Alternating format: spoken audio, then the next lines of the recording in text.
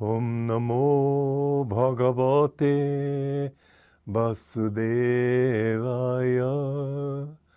Om Namo Bhagavate Vasudevaya. Om, I bow to the Lord Vasudeva. Hello, friends. We're talking about the temptation of Arjuna to give up his spiritual battle because he's fighting against, he sees that the people he's fighting against are a part of his own family. And what this means is that they're his own qualities. They may be pulling him down, but still they're a part of him. They're a part of his self-definition. I may be greedy, but I can't help it. I'm greedy. And so what makes it so difficult to get out of delusion is our identity with the delusion, our feeling that this is who I am. So anyway, we are on stanza 34. Other people, this is if you refuse this opportunity for righteous combat. Krishna is trying to urge Arjuna to go ahead and fight his lower nature and don't just be passive and give up. He says, if you do give up, other people, far from honoring you, you may think that they'll honor you because you've done a good thing, you're being compassionate and so on, far from honoring you will heap your name with ignominy. To a man of self-respect, dishonor is verily worse than death. And it is a fact in life, although this whole thing is an allegory about your inner family of consciousness, and that your own mind will bemoan and heap you with ignominy. You'll tell yourself if you fail, oh, I've failed, I haven't done it right, I'll never get it right. Yogananda said, God will never let you down so long as you make the effort. He said, if you give up, then it will be the end, at least for this lifetime. But if you keep on, God will always be there trying to help you. Don't forget that, because so many times, probably everybody, certainly many people, do disappoint themselves. They do slip backward in one way or another. They become lazy, they become whatever. And if you think, oh, it's lost for me, then it'll be lost for this lifetime. But it needn't be. Every time you fall down, just pick yourself up, dust yourself off, and keep running. You have to understand that your nature is finally to win. You have no alternative. You cannot identify yourself with your faults. They are not you. You are the ever-perfect Brahman. And once you understand that your higher nature is it's this way. If you have energy going in two different directions, you have less going in either direction.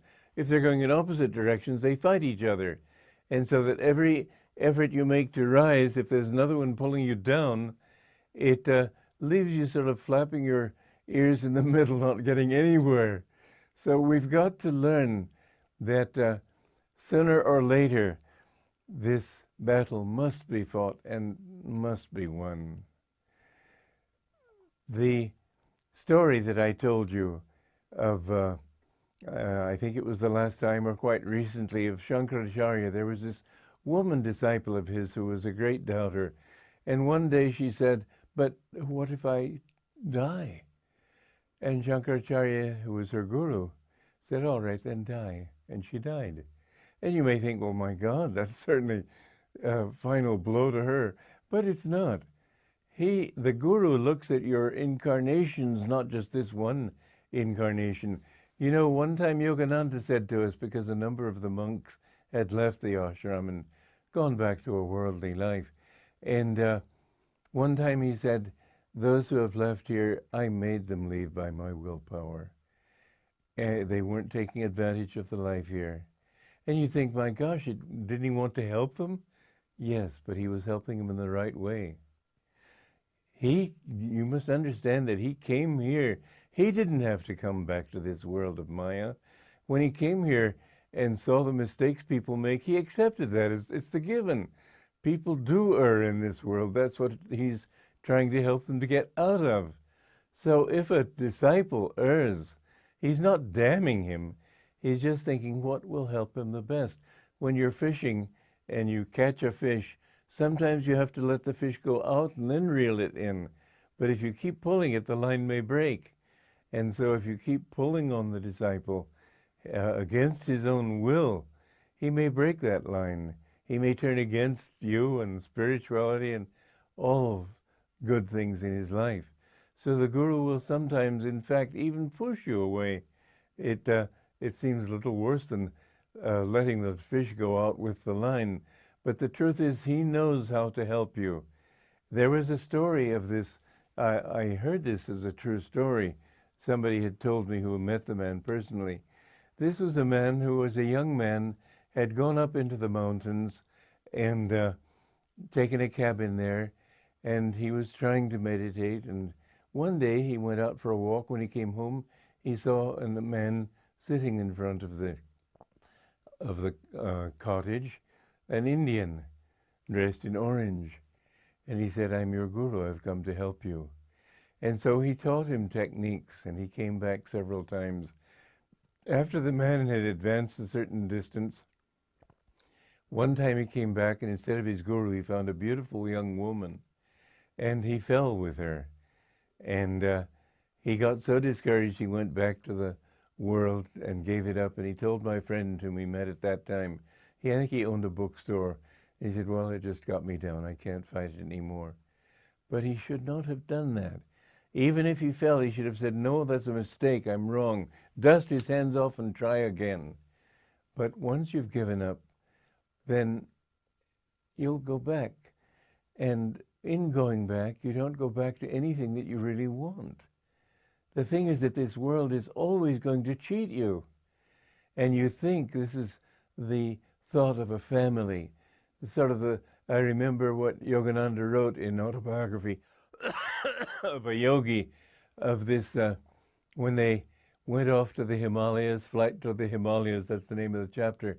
And when the brother found them, and this boy's brother came also, and Yogananda was saying that slip out and try again.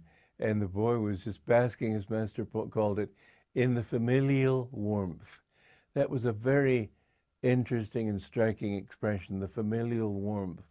It's sort of a, baby, it's cold outside. You've got your loving parents and your loving wife and your loving children. It's sort of like a warm fire, and you're protected from the outside. But in that protection, you're not finding truth. You've got to get out in the blizzard, fight your way through. You must understand that the peace that you're looking for is not the peace of non-involvement, is not the peace of non-competition. It's the peace that comes from victory.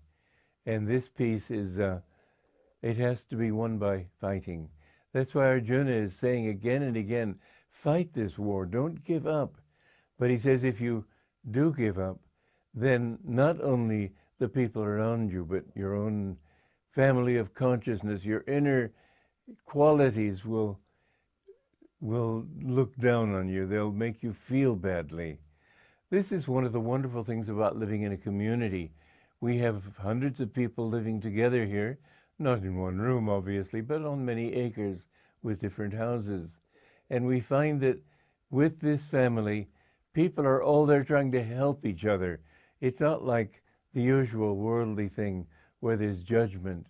They're always trying to offer encouragement, offer inspiration, and helping people to grow.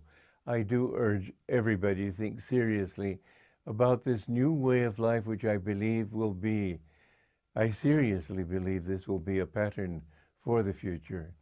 Well, joy to you, and God bless you.